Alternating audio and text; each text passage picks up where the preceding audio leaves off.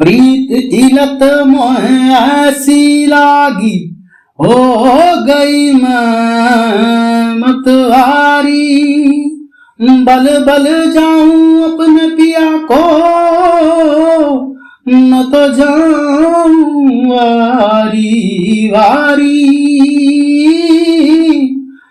मोह सुध बुध न रही तन मन की, ये तो जाने दुनिया सारी। बेबस और लाचार फिरूं मैं, हारी मैं दिल हारी, हारी मैं दिल हारी। नमस्कार, बंजारा बीट्स में आपका स्वागत है। मैं हूं ज्योति प्रकाश खरे। आज हम आपको मिला रहे हैं एक ऐसे बुंदेली लाल से जिन्होंने मुंबई में धूम मचा रखी है। चलिए मिलते हैं शहंशाह सम्राट जी से। नमस्कार जी। नमस्कार सर, कैसे हैं आप? मैं मोटा हूं दोस्त। शहंशाह जी, आप मुझे ये बताइए कि आपने मुंबई में ऐसा क्या कर रखा जो हमें अपने चैनल पर आपको बुलाना पड़ा? बेसिकली मैं अभी कास्टिंग डायरेक्टर हूँ मुंबई में। और मुंबई में कास्टिंग डायरेक्टर आज की दुनिया में आज के लोगों को ये पता नहीं कि कास्टिंग डायरेक्टर्स होते क्या हैं जी। तो कास्टिंग डायरेक्टर बन के थोड़ा सा नाम रोशन करने की कोशिश कर रहे हैं झांसी में। जी, आपकी ये यात्रा, अभिनय वाली यात्रा से जुड़ा हुआ मुद्दा है चूंकि आपका, तो ये कहाँ से शुरू हुई? झांसी में आपकी एजुकेशन कहाँ हुई? अच्छा, मैं बेसिकली मेरा नाम है शहंशाह नसरीन सम्राट नहार मेरा, और मैं कैथेड्रल से पढ़ा हुआ हूँ। झांसी में खाती बाबा कैथेड्रल स्कूल से पढ़ा है, और उसके बाद मैंने फ्रैंक फिल्म एक डिप्लोमा किया है, कोर्स किया है। फिर उसके बाद में थिएटर करते करते मैं मुंबई पहुंचा। आपका इस यात्रा में किस तरह की मुश्किलों का सामना करना पड़ा आपको? मुश्किलें तो सर पूछिए मत, कितनी आती हैं इस रास्ते में, क्योंकि आपको पता नहीं होता कि कैसे रास्ता बनेगा, कैसे कहाँ जा पाएंगे हम, और किस लोग कैसे मिलते हैं। सबसे ज्यादा लोग, सबसे इम्पोर्टेंट लोग अच्छे मिल जाएं आपको, वो रास्ते मिल जाए, ये बड़ी चीज होती है। और झांसी में थिएटर उस समय तो होता ही नहीं था, बिल्कुल पता नहीं होता था कि थिएटर होता क्या है। जैसे दिल्ली में होता है, जैसे मुंबई में होता है, या अच्छी जगह कहीं होता है, तो मुझे पता ही नहीं चलता था कि झांसी में भी अगर थिएटर कर रहा होता तो मुझे थिएटर के रास्ते से रास्ता मिल सकता था। और जो नए लोग होते हैं तो उनको तो इसीलिए लोगों को समझ में आना चाहिए, जो आजकल के न्यू कमर्स हैं उनको ये समझ आना चाहिए कि आप थिएटर के रास्ते से जाएं। सबसे इम्पोर्टेंट होता है थिएटर, ताकि लोग आपको गाइड कर पाएंगे कि आप, मतलब थिएटर जो है अभिनय का वर्कशॉप है। जी, एक वर्कशॉप है, और वो वर्कशॉप सबसे इम्पोर्टेंट वर्कशॉप है जो हर आर्टिस्ट का, जैसे कि हर आर्टिस्ट को थिएटर जरूर करना चाहिए। और अच्छा, आपकी अभिनय की यात्रा में आपके गार्जियंस का क्या रोल रहा?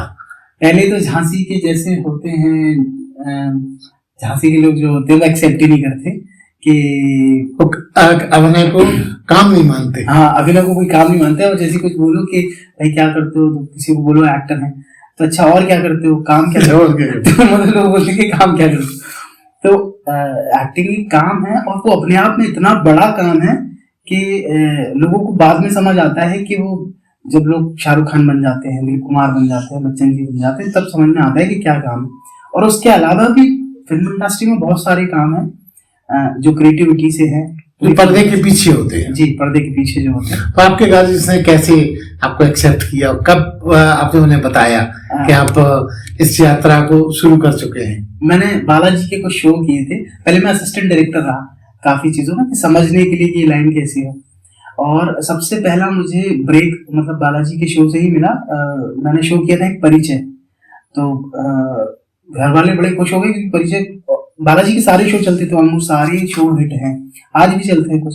तो बालाजी, उन्होंने, मेरे मॉम डैड ने देखा और वो खुश हो गए कि चलो एक रास्ता उसने सही एक्सेप्ट किया। मैंने क्या नाम है आपके डैड का? डॉक्टर सम्राट, फेमस हैं झांसी में, मोहम्मद अशोक सम्राट उनका नाम है, और मम्मी का नाम है नसरीन सम्राट।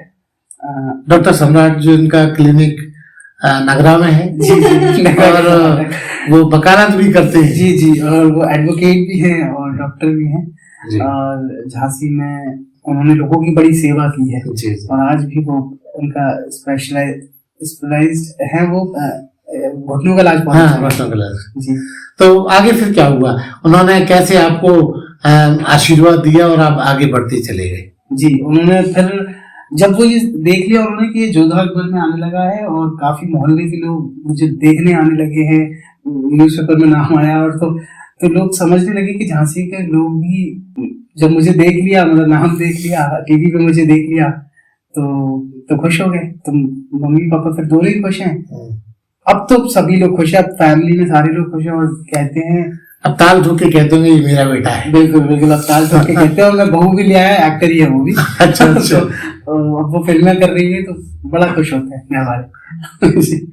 अच्छा सम्राट जी, आप हमें ये बताइए कि आपका ये जो नाम है, इसको बोलने में ऐसे लगता है जैसे मैं छोटा हो गया हूँ।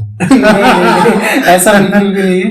तो नाम हमारे बाबूजी ने, दादाजी ने जो नाम रखे हैं, वो बुंदेलखंड में बेसिकली, बुंदेलखंड जब भी वो सारे लोगों ने, वहाँ के जो राजा थे स्पेशली, जिस जगह के वो रहे हैं दादाजी, जिस गांव से बिलोंग करते हैं, उन्होंने बताया कि अपने सारे बादशाहों के नाम रखिए आप, क्योंकि आपने वो बात है, मतलब आपने जो बात है, और अपने लोगों के बादशाहों के नाम रखिए, तो सबके बादशाहों के नाम है।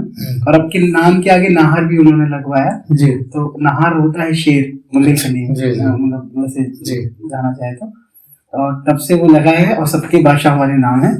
और हम लोग नाम, इसका कभी फायदा भी मिलता है आपको? कुछ फायदा भी मिलता है, कुछ लोगों के मुंह पे मुस्कान भी आ जाती है। जैसे मैं शहंशाह नाम बोलता हूँ, अच्छा रिश्ते में हम तुम्हारे फिर भी कुछ लोग कहते हैं अच्छा तो शहंशाह पहले रिलीज हो गई थी, पैदा होने की ये बात। तो फिर मैं बताता हूँ कि सबके बादशाहों के नाम है, तो सबके बादशाहों के नाम सुन के सब खुश हो जाते हैं कि अच्छा बुंदेलखंड से हैं, बादशाहों के नाम है, खुश हैं। मतलब मेरा एक सवाल है बड़ा महत्वपूर्ण कि आप मुंबई में हैं, मुंबई में बुंदेलखंडी कलाकारों का कैसा रिस्पॉन्स मिलता है, आपको कैसा मिला? बुंदेलखंडी लोगों को बहुत प्यार करने लगे हैं वो। जैसे हप्पू सिंह, उन्होंने बड़ा नाम रोशन किया, और कुछ ऐसे कैरेक्टर्स हैं जिन्होंने बुंदेलखंडी को बहुत नाम, इरफान खान जी ने, जो टिकमांशु धूलिया जी की पान सिंह तोमर, तो उससे नाम लोगों को जन जन तक ये पहुंच गया कि बुंदेलखंडी एक ऐसी लैंग्वेज है जो पुरानी है, मीठी है और लोगों को पसंद आती है, अपनापन लगता है जिसमें। तो अब लोग काफी पसंद कर रहे हैं। आजकल की फिल्में, एक फिल्म आ रही है एंडमॉल शाइन की, झांसी का राजकुमार, वो भी झांसी में शूट हुई है। हालांकि मेरी वाइफ ने भी उसमें काम किया है। क्या नाम है आपकी वाइफ का? मेरी वाइफ का नाम है शीबा सैयद, नाम है उनका, पर अब शादी की बात हो गया शीबा अजहर सम्राट।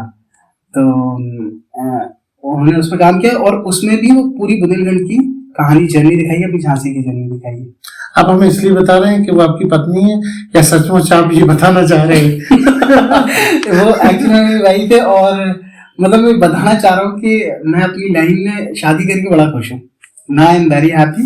और अच्छा दोस्त, ये बताइए कि आपने अपने जीवन साथी को एक्टर के रूप में क्यों चुना? क्या जरूरत थी? सभी को, मतलब मुझे क्या, सारे लोगों को, आपको भी ऐसा लगता होगा, जो फिल्म, जो भी जिस लाइन का होता है, वो उस लाइन को ज्यादा अच्छी तरह समझ पाता है, वो रिस्पेक्ट वो दे पाता है। हाँ, देखा गया है, डॉक्टर है तो डॉक्टर पत्नी पसंद करता है। हाँ जी, तो मैंने अपनी लाइन का, मैं भी थिएटर करता था, एक्टिंग की है मैंने, तो जो जिस लाइन का होता है वो उसको अच्छी तरह समझ पाता है और समझा पाता है अपनी बात। तो जब से हमने की है तब से दोनों की तरक्की मिलने लगी। जब से शादी हो गई हम लोग की, तो तब तरक्की दोनों की ज्यादा अच्छी हो गई, क्योंकि तो मतलब शादी फल गई। कि मुझे भी अच्छे प्रोजेक्ट्स मिल गए कास्टिंग में। तो अभी मैंने ब्रह्मास्त्र में सेकेंडरी कास्टिंग की है, और काफी सारे एड्स हम करते हैं, डाबर का चल रहा है वो जी, और काफी सारे एड्स हमारी कंपनी के हैं, सम्राट क्रिएटिव ब्रांड्स मेरी कंपनी का नाम है। और मेरी वाइफ जो है, शादी की बात, उसको फिल्में भी मिलने लगी, एड्स अब हम लोग अच्छे कर रहे हैं। आप फलीभूत हो गए। अच्छा शहंशाह जी, एक बात बताइए कि आपके अभिनय के अलावा जी। और ऐसे कौन से शौक हैं जो बड़े महत्वपूर्ण हैं? मुझे सबसे अच्छा लगता है जिम्नास्टिक्स करना, और हम लोग स्पोर्ट्स में ज्यादातर कोशिश करते हैं कि स्पोर्ट्स में रहे, क्योंकि हमारा क्रिएटिव जॉब है। तो क्रिएटिव लोगों में फिटनेस अच्छी होनी चाहिए। बहुत फिटनेस होना चाहिए। एक्चुअली हर किसी को फिटनेस में होना चाहिए, पर ज्यादातर आजकल हो क्या रहा है ना कि हम लोग बंध जाते हैं फोन से या लैपटॉप से या और भी चीजों से, हम गुलाम हो गए हैं। हम एक तरह से हम लोग गुलाम से हो गए, और वो उसको निकलने के लिए आपको स्पोर्ट्स एक्टिविटी में रहना चाहिए हर इंसान को। तो हम इसलिए मैं भी कोशिश करता हूँ कि जिम्नास्टिक्स जाएं या डांसिंग करें या हम लोग स्विमिंग करें। तो हम लोग जो भी खाली वक्त होता है हम वही जाते हैं, लेडी स्पोर्ट्स क्लब में ही जाते हैं और यही करते हैं। इसके अलावा आपका एक शौक और भी है जो आप मुझे बताना अभी भूल रहे हैं, आप गाना भी गाते हैं। हाँ जी। मैंने एक्चुअल में एक फिल्म थी, ग्लोबल बाबा फिल्म आई थी जी। तो उसमें रवि किशन भी है, तो उसमें मैंने एक गाना भी गाया था, मतलब मैंने भी साथ दिया उस गाने में। और तो हम चाहेंगे कि वो गाने की कुछ पंक्तियां गुनगुनाइए आप हमारे दर्शकों के लिए। अच्छा जी। वो गाना कुछ इस तरह से है, हालांकि मैं रियाज अब कर नहीं रहा हूँ तो फिर भी थोड़ा सा याद। ओ मौला तेरी याद याद आए, मौला तेरी याद आए, मौला तेरी याद याद आए, मौला तेरी याद आए। मैं उसके अल्फाज को भूल रहा हूँ। हाँ, थोड़ा सा एक अंतरा गा दीजिए, ज्यादा की जरूरत नहीं है। मैं कुछ दूसरा गाना गा दूं? हाँ, चलेगा चलेगा। प्रीत की लत मोह ऐसी लागी, हो गई मैं मतवारी, बल बल जाऊं अपने पिया को, न तो जाऊं वारी वारी, मोह सुध बुध न रही तन मन की, ये तो जाने दुनिया सारी, बेबस और लाचार फिरूं मैं, हारी मैं दिल हारी, हारी मैं दिल हारी।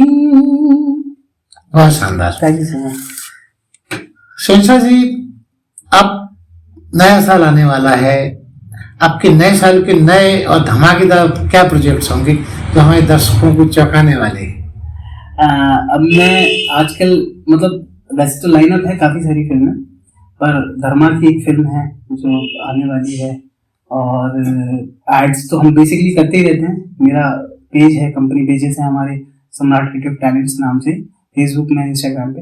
हम उसमें सारे अपडेट्स डालते हैं एक्टर्स के लिए कि जो भी जिस उम्र का जो एज ग्रुप होगा, जो भी जिस तरह के वो दिखने वाले होंगे कैरेक्टर्स, उस कैरेक्टर्स में कहाँ शूट होगा वो भी डालते हैं, और पूरा शेड्यूल डाल देते हैं। हाँ जी, पूरा शेड्यूल डाल देते हैं। कुछ मेरे जो असिस्टेंट्स हैं अपने, हमारे जो कंपनी है, वो पूरा डिटेल्स बता देते हैं एक्टर्स को कि भाई इतना ये पैसा रहेगा, ये चीज रहेगी, जो भी आपका बजट होगा, जो भी चीज रहेगी, वो सब इन्फॉर्मेशन करके फिर हम कास्ट करते हैं उनको।